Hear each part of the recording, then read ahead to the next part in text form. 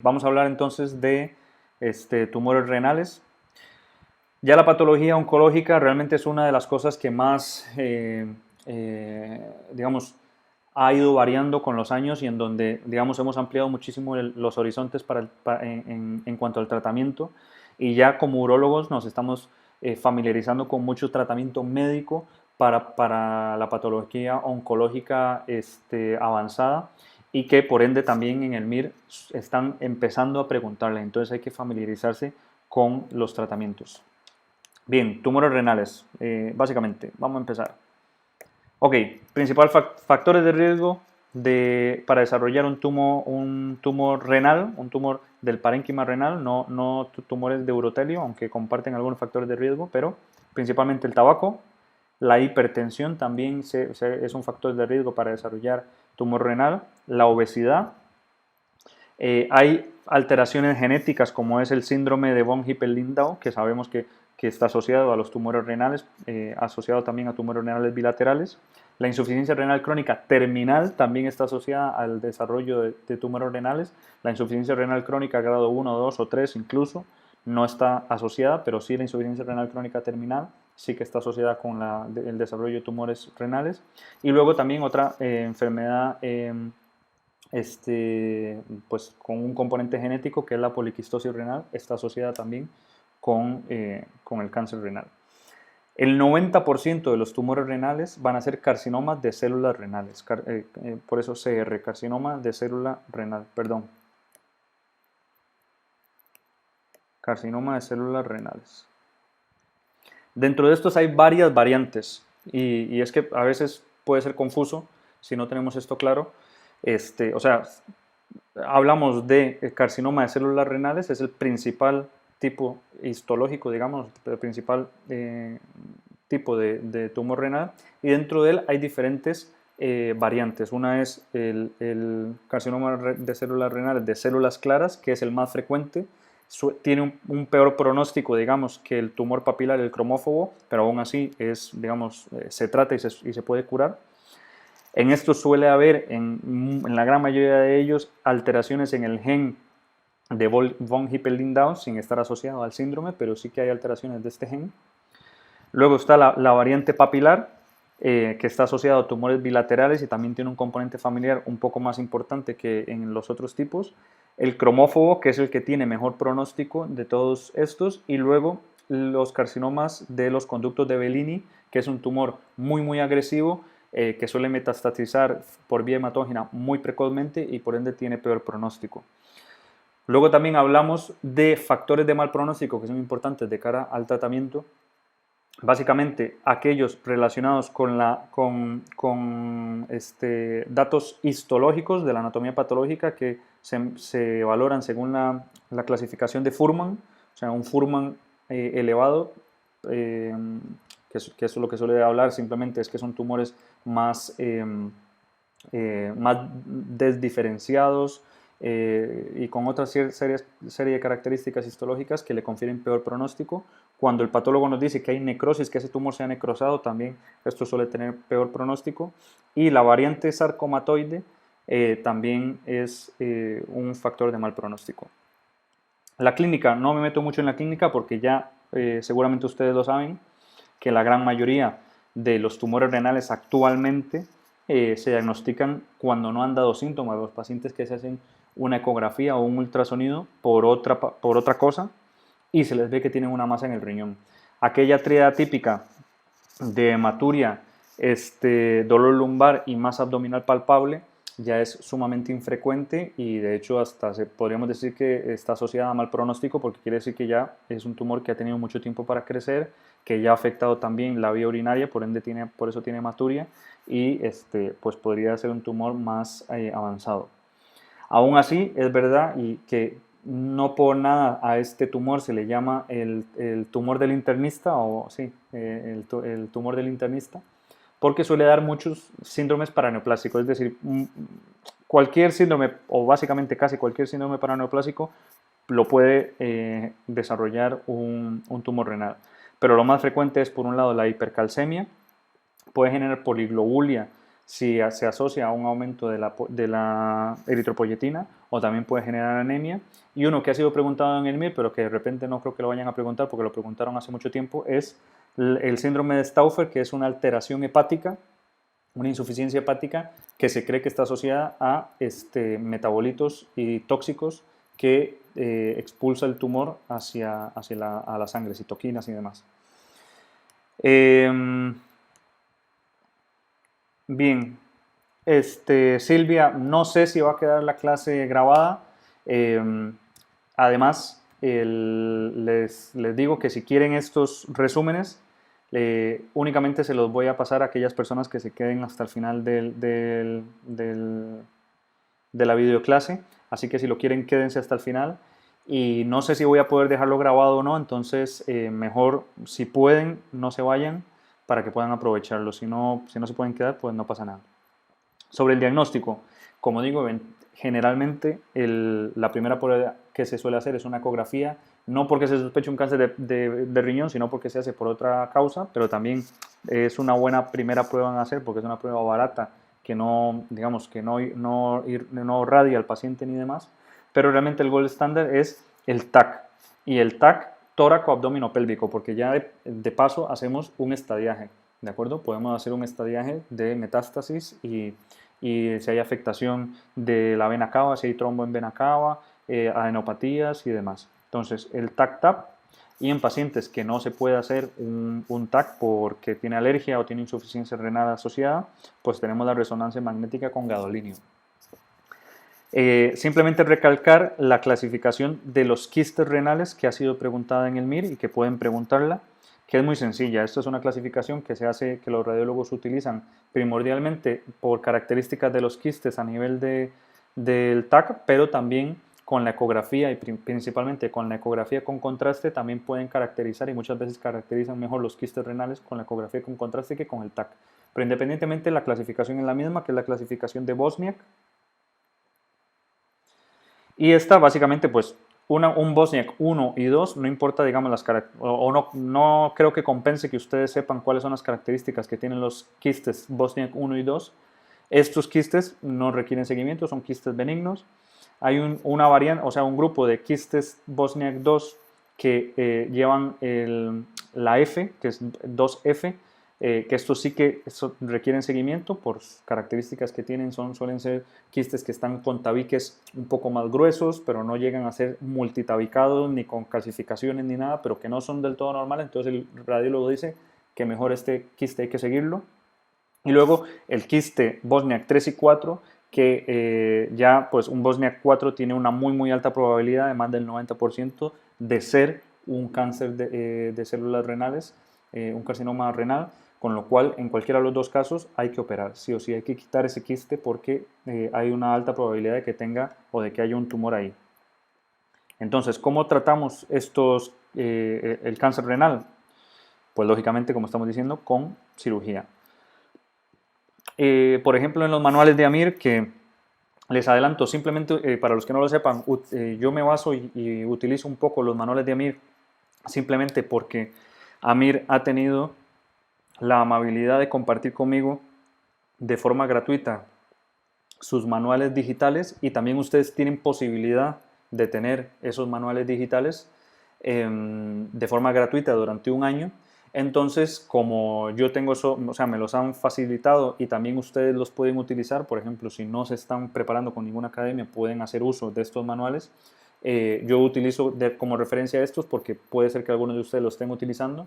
Si ustedes quieren los manuales digitales de AMIR, simplemente me mandan un mensaje por Instagram. Eso sí, necesito que me lo manden por Instagram para yo pasarles el link para que se puedan, hay que rellenar un formulario y luego desde AMIR se ponen en contacto con ustedes y les dan acceso a los manuales.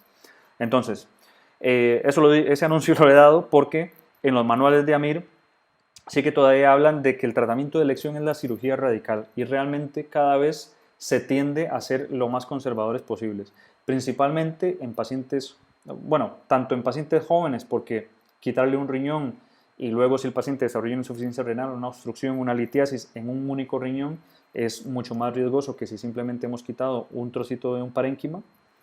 pero también en el paciente mayor porque es una cirugía con una mayor morbilidad. Entonces, en general, realmente a lo que se tiende es hacia la cirugía parcial, ¿de acuerdo? Aunque depende de las características del tamaño del tumor, si hay afectación o no de vena cava, si hay afectación de la vía, si técnicamente es posible quitar solamente el tumor o no, se puede hacer una nefrectomía parcial y si no, siempre está la nefrectomía radical. De hecho, a los pacientes siempre les decimos que aunque se va a intentar una cirugía parcial, es probable o existe una probabilidad de que acabe en una cirugía radical. Hay que saberlo. Y básicamente es eso, o sea, es cirugía, la nefrectomía, ese es el tratamiento quirúrgico. Ahora, ¿qué es lo que les adelantaba antes? En los pacientes que tienen tumores metastásicos, ahí sí que entramos ya en otra línea, que es en donde nos hemos metido y en los últimos 10 años han salido muchísimos tratamientos para el cáncer renal metastásico. Entramos en otra línea. Y para eso hice un mini resumen rápido y muy básico de los dos grupos de fármacos que tenemos para para el tratamiento médico, digamos, sistémico del cáncer renal metastásico. Entonces, en el primer dibujo, estoy aquí, chicos, en este primer dibujo, lo que vemos es, tenemos una célula tumoral, que es esta de aquí, tenemos una célula tumoral y un vaso sanguíneo, ¿de acuerdo? Entonces, la mutación a nivel del gen de von Hippel-Lindau, una de las cosas que desencadena, favorece la transcripción de los genes, de una serie de genes que al final desembocan en la secreción de una sustancia, de una hormona realmente, que es el factor de crecimiento endotelial, ¿de acuerdo? Que es en moradito, ese puntito moradito, es el tumor secretando el factor de crecimiento endotelial. Que los vasos sanguíneos tienen receptores para este tipo para esta hormona, para esta hormona. Entonces, si el tumor secreta esta hormona, pues entonces lo que va a hacer el cuerpo es angiogénesis. Le va a dar vasos sanguíneos a ese tumor, con lo cual ese tumor crece, ¿de acuerdo? Es bastante lógico y sencillo de pensar.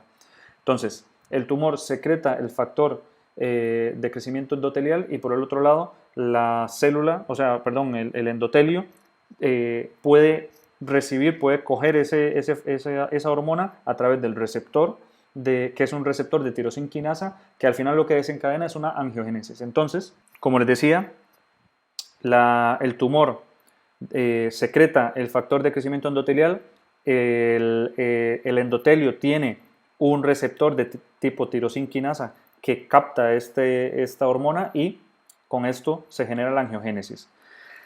Con lo cual se han desarrollado dos grupos de fármacos para eso, para abordar, digamos, para atacar al tumor en este sentido. Uno son los inhibidores de la tirosinquinasa, que son todos los que terminan en inhib, ¿de acuerdo? Sunitinib, que es el más utilizado, el principal.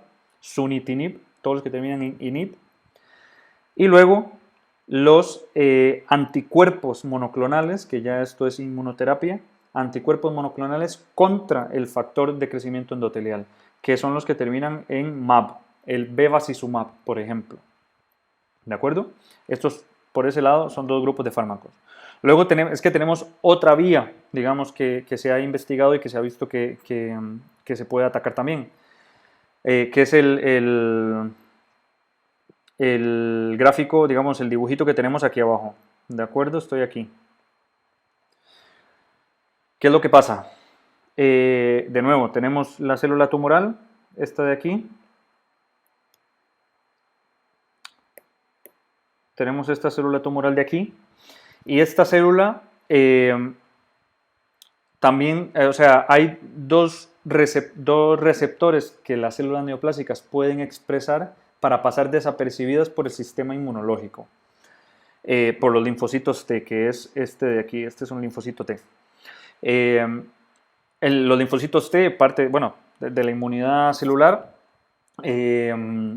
hay, digamos, para reconocer las células que son propias, hay dos receptores que tienen que acoplarse con un ligando que tiene que tener la célula a la cual, digamos, están custodiando, digamos, la que están vigilando, por decirlo de alguna manera, y que se tienen que unir para que el linfocito te diga, ok, esto es una célula normal, esta es una célula del cuerpo. Uno es el CTLA4, que está aquí, y otro es el PD1, ¿de acuerdo? Ambos, pues lógicamente la otra célula pues tiene que tener un ligando que se pueda acoplar aquí y con ello manda la señal al linfocito T de yo soy una célula normal. Pues las células del cáncer renal también pueden desarrollar y expresar estos ligandos y con ello pasar desapercibido por el sistema inmune. Entonces, ¿qué es lo que se ha hecho? Pues desarrollar anticuerpos directamente para bloquear estas vías. Tenemos, por un lado, los anticuerpos contra el CTLA4, digamos, que son agonistas, o sea, que se unen al receptor para que no se pueda unir el ligando de la célula tumoral y que no pueda ser reconocida como normal, que son los que terminan en MAP. Estamos con, por ejemplo, el ipilimumab, ¿de acuerdo? Y luego, para los PD1 hay agonistas del receptor y también hay antagonistas del ligando, o sea, están los anti-PD1 y los anti-PD1L, que eso significa ligando. Por un lado, los anti-PD1 que son el pembrolizumab, el nivolumab, ¿de acuerdo? Todos estos también terminan en MAP, lo siento, pero bueno, yo no soy el que le pongo los nombres. El pembrolizumab y el nivolumab son los principales anti-PD1 que se utilizan y luego los que van contra el ligando, que es el atezolizumab y el avelumab principalmente, ¿de acuerdo? Estos son tratamientos que se utilizan para el cáncer cáncer renal metastásico, ¿de acuerdo? Y con ello, pues hay tratamientos de primera y de segunda línea. Eso ya tan específico lo veo poco probable que lo pregunten, sí que es importante saber, digamos, cómo actúan estos tratamientos, cuál es digamos, la diana de estos tratamientos, porque eso sí que puede ser preguntado, e incluso yo creo que ya lo han preguntado, y también reconocer algunos efectos adversos, que por cosa de tiempo no me quiero meter en ellos, ¿de acuerdo? Entonces, con esto, bueno, no, perdón. Y por último tenemos las masas benignas, que hay dos tumores benignos que se pueden formar en un riñón que hay que conocer. Uno es el angiomiolipoma, o sea, tiene componente vascular, muscular y graso, angiomiolipoma. Es relativamente frecuente, está asociado a una enfermedad que es la esclerosis tuberosa, ¿de acuerdo? La esclerosis tuberosa, que eso hay que saberlo. Y luego, el principal riesgo de estos tumores, ¿cuál es? Si tiene un componente vascular, es decir, es un tumor hecho de vasos sanguíneos que no son normales, ¿qué puede generar? Pues un sangrado. Un sangrado a nivel del retroperitoneo que puede ocasionar un shock hemorrágico. Un paciente puede sangrar muchísimo por un tumor renal y en el retroperitoneo. Y eso es lo que se conoce como el síndrome de Wunderlich, ¿de acuerdo? Simplemente porque lo sepan. Y el tratamiento, según el tamaño, y de hecho ahora lo que se ha visto, o sea, lo que prima más que el tamaño como tal del angiomiolipoma es el componente vascular que tenga ese angiomiolipoma. Vamos a tratarlo y lo tratamos principalmente como el componente vascular es lo que más nos interesa porque es lo que más riesgo puede suponer para el paciente. Atacamos ese componente vascular con una embolización selectiva simplemente para necrosar el componente vascular y el tumor como tal, el angiomiolipoma, o con cirugía. Si hay que quitar, bien sea una nefrectomía parcial o una nefrectomía radical, pues se hace. Principalmente se habla de cuando hay síntomas, es decir, si hay dolor lumbar, hematuria, esos son datos de que deberíamos tratar ese tumor y cuando son mayores de 4 centímetros. Eso es lo que está en la teoría, eso es lo que deben saber, pero también es importante, o simplemente se los dejo caer, que ya más que como tal el tamaño, lo que estamos viendo es el tamaño asociado al componente vascular, es decir, qué tanto componente vascular tiene ese tumor. No es lo mismo un tumor de 7 centímetros, donde la gran mayoría es puros vasos sanguíneos, que uno de 7 centímetros que sea pura grasa. ¿De acuerdo? Y luego el oncocitoma, que aunque es un tumor benigno, hay casos descritos de oncocitomas que pueden degenerar.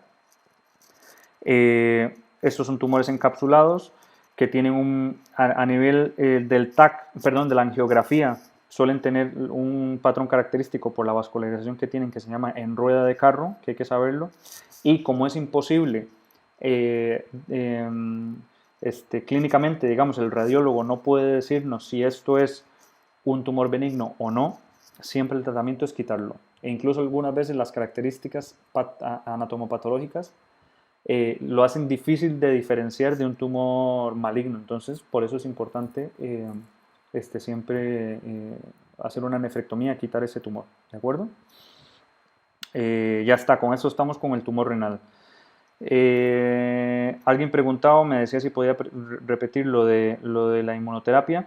Básicamente lo que tienes que saber es, hay dos vías conocidas, digamos, o estudiadas para, digamos, por el cual el tumor renal prolifera y se mantiene y por lo cual, digamos, puede crecer y progresar y de hecho metastatizar también. Una es la formación de neovasos, es decir, que le lleguen más vasos sanguíneos para que pueda crecer y con eso metastatizar. Lo hace a través del factor de crecimiento endotelial, con lo cual si atacamos tanto al receptor del factor endotelial a nivel del endotelio, del crecimiento endotelial, perdón, a nivel del endotelio, atacamos una vía, que esos son los fármacos antiangiogénicos, que terminan en inhib, el sunitinib, por ejemplo, y luego los anticuerpos directamente contra esta hormona, contra este factor de crecimiento endotelial, que son los MAP, los que terminan en MAP.